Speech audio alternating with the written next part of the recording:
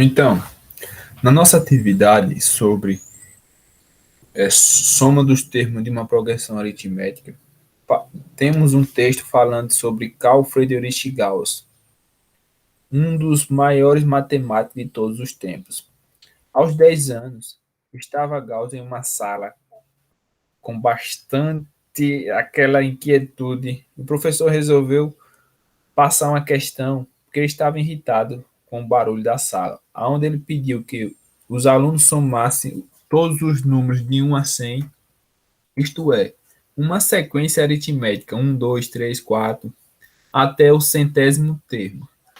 Isso deverá ser feito nas 3 horas que ele tinha.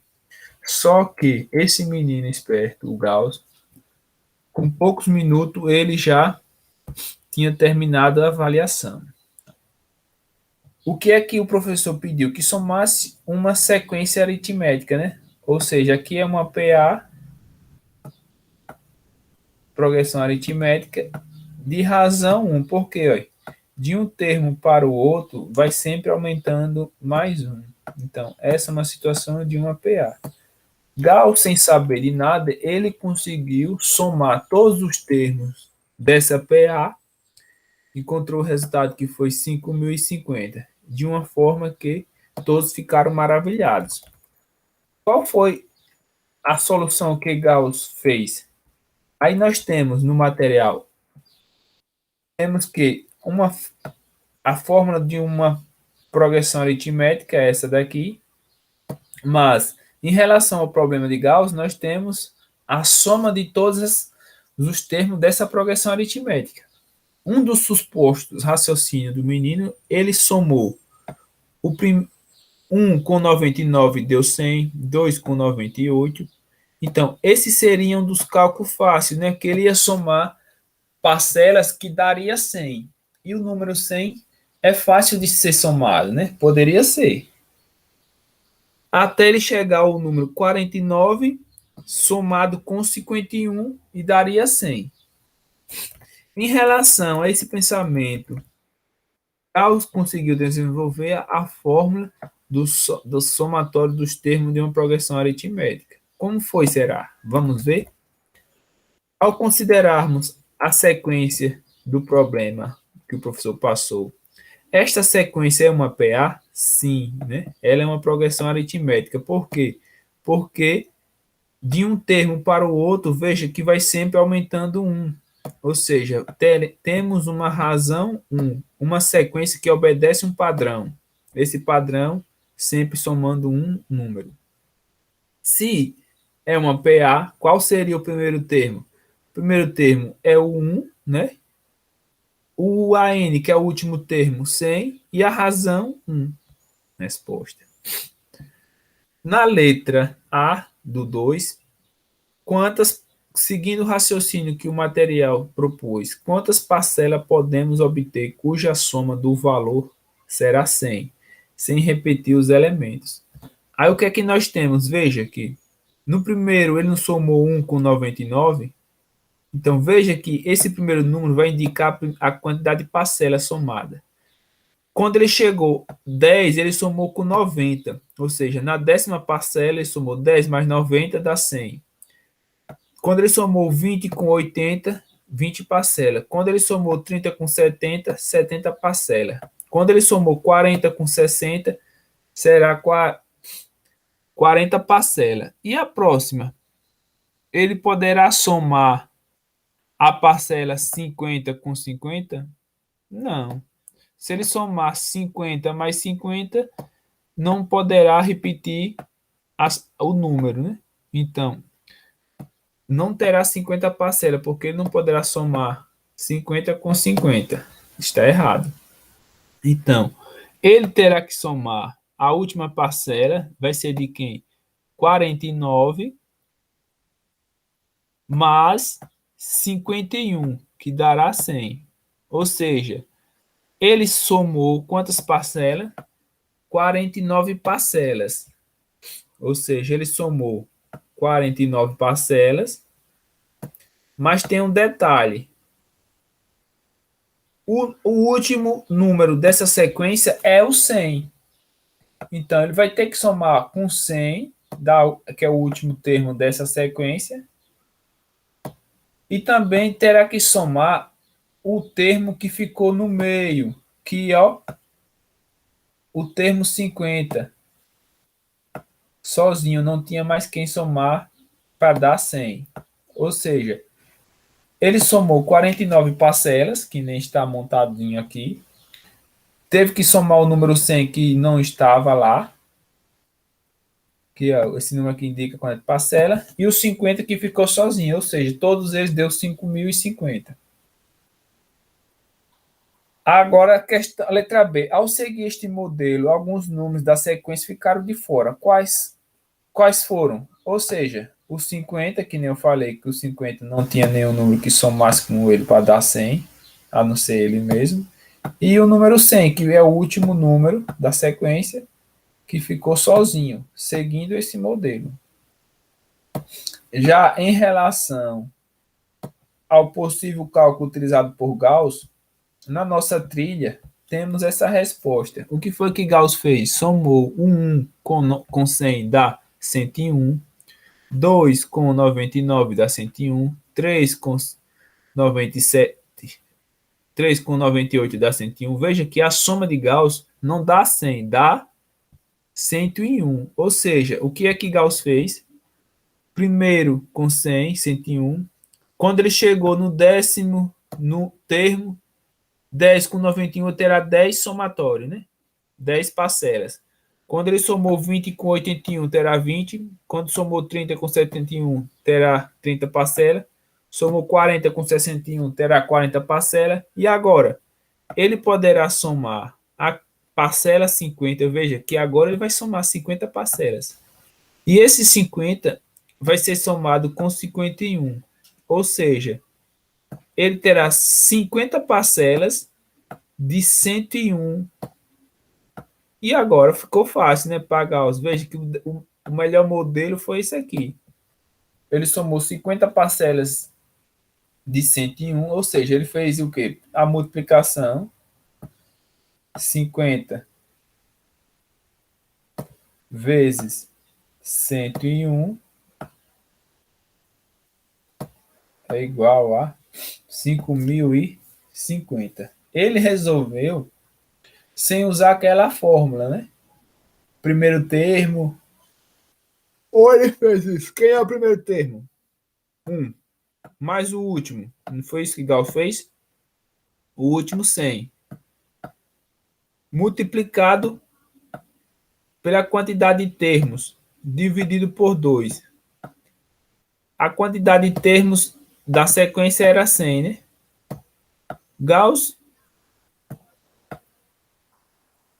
usou a fórmula, mas de forma simplificada. Em vez de multiplicar por 100, ele multiplicou por 50. Entendeu como foi que Gauss fez a fórmula do soma dos termos de uma progressão aritmética de forma diferente. Ele fez 101 vezes 50, a resposta. Então, ele encontrou a fórmula sem saber, ele tinha 10 anos. Na questão 3, nessa questão, ele pede que determine a soma dos números múltiplos de 3 menores que 3.001. Veja que ele já está dando o primeiro termo e o último termo da sequência. Agora, quantos termos tem de 3 a 3.000? É fácil, né? Divida 3.000 por 3. Vai dar 1.000. Ou seja, 3.000 dividido por 3, para eu saber a quantidade de termos nessa sequência aí. Por que dividir por 3? Porque é de 3 em 3, né? Se tem 3.000, 3.000 dividido por 3 vai dar 1.000, ou seja, terá 1.000 termos essa sequência. Agora ficou fácil, né? É só colocar na fórmula. Aí eu tenho, o primeiro termo é 3, somado com o último termo da sequência 3.000, multiplicado pela quantidade de termos por n, que descobrimos que é 1.000, né? Tem 1.000 números de 3 a 3.000, sendo múltiplo de 3. Então, esses 1.000 múltiplo de 3. Aí vamos saber a soma desses múltiplos de 3. 3.000 mais 3 dá 3.003. 3.003 vezes 1.000. Então, vai dar 3.003 vezes 1.000. Ah, professor, eu multipliquei por 500. Tá certo. Dividiu 1.000 por 2 dá 500. Também dá certo. 3.003 vezes 1.000 dá 3 milhões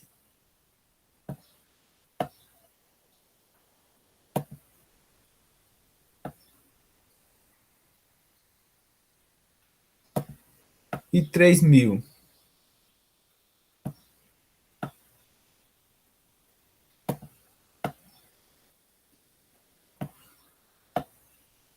E agora? 3 milhões e 3.000 dividido por 2 dá 1.501.500. A resposta obtida.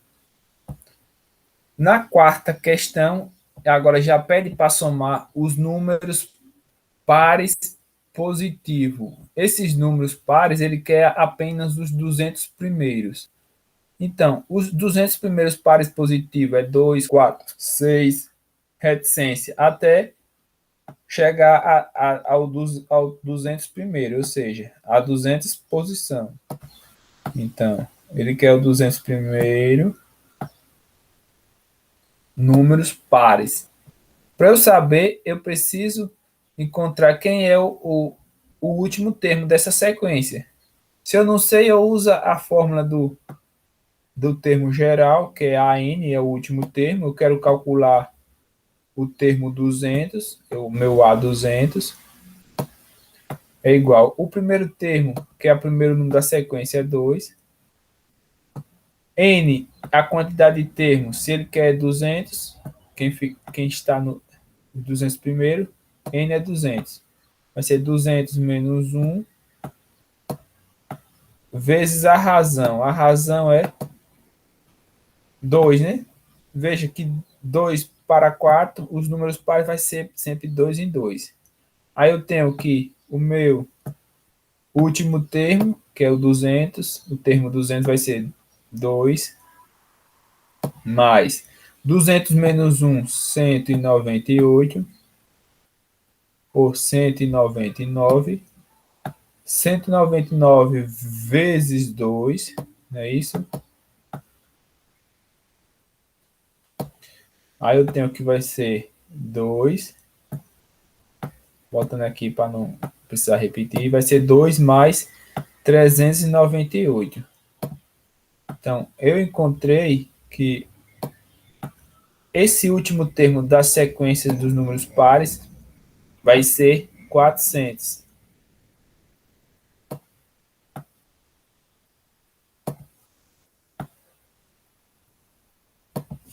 Poderíamos ter encontrado por lógica? Sim, professor. Poderia ter multiplicado simplesmente 200 vezes 2, que eu chegaria a 400. Então, o primeiro termo dessa sequência aqui é o 2. Então, descobri que o último termo da sequência é 400. E agora, 400 e n. N é 200, né? Que ele quer saber quem são os 200 primeiro. Vai ser vezes 200. Aí temos que 2 mais 400 dá 402.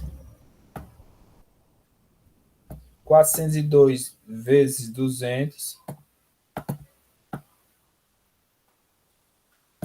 dividido por 2. Se quiser fazer que nem Gauss, divida 200 por 2 logo dá 100. 100 vezes 402 dá 40.200. Mas se não, você pode multiplicar. 402 vezes 200 dá 80.400. 80.400 dividido por 2 dá 40.200.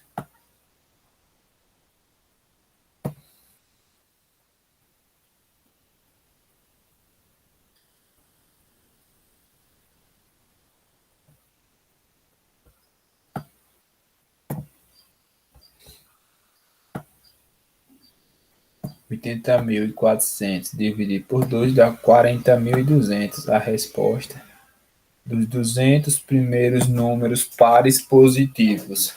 A soma deles dá 4.200.